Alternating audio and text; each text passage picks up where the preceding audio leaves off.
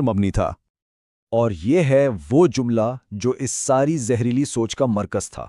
ہو تو سکتا تھا۔ اس نے رخسار کو اس بات پر سزا نہیں دی جو ہوا، بلکہ اس بات پر سزا دی جو اس کے دماغ کے مطابق ہو سکتا تھا۔ یہ کتنی خطرناک اور غیر منطقی سوچ ہے۔ اپنے اس عجیب و غریب منطق کو صحیح ثابت کرنے کے لیے راشد نے شیخ سعدی سے منسوب ایک حکایت کا سہارا لیا۔ اس کہانی کا خلاصہ یہ ہے کہ اگر غلطی کرنے کا موقع موجود تھا تو پھر یہ بات کوئی معنی نہیں رکھتی کہ غلطی ہوئی یا نہیں۔ اس نے اس پرانی کہانی کو رخسار کے کردار پر کیچڑ اچھالنے کے لیے ایک ہتھیار کے طور پر استعمال کیا۔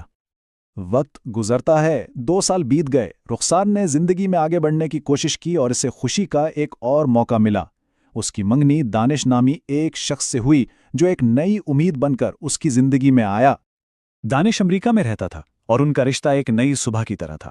انہوں نے مدینہ کی پاک سرزمین سے اپنی زندگی کا آغاز کرنے کا فیصلہ کیا، جیسے وہ اپنے ماضی کو ہمیشہ کے لیے پیچھے چھوڑ کر ایک نیا باب شروع کر رہے ہوں۔ لیکن جب سب کچھ ٹھیک لگ رہا تھا، خوشیوں کا ماحول تھا، تبھی شک کا سایہ پھر سے منڈلانے لگا۔ تقریب سے صرف ایک رات پہلے دانش نے رخسار سے اس کی پچھلی منگنی کے بارے میں سوال کیا، اور اس کے لہجے میں اپنائیت نہیں، شک تھا۔ اور یہاں تاریخ نے خود کو دہرایا۔ دانش کے منہ سے نکلنے والے الفاظ بالکل راشد کے الزامات کی کاپی تھے۔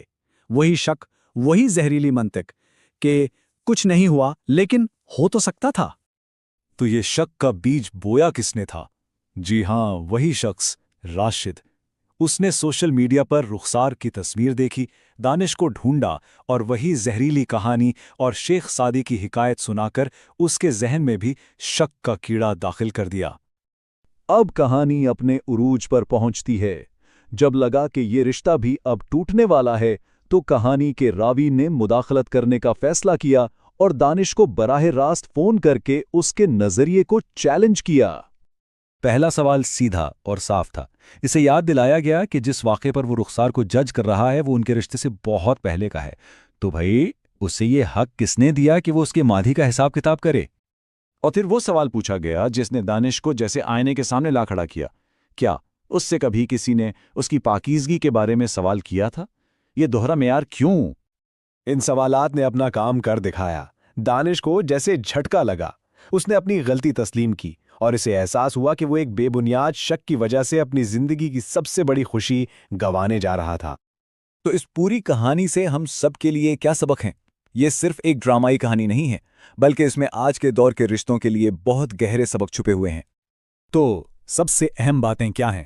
پہلی، پرانی کہانیوں کو ہتھیار نہ بنائیں۔ دوسری، کسی کے ماضی کو اس کے حال پر پرکھنے کا پیمانہ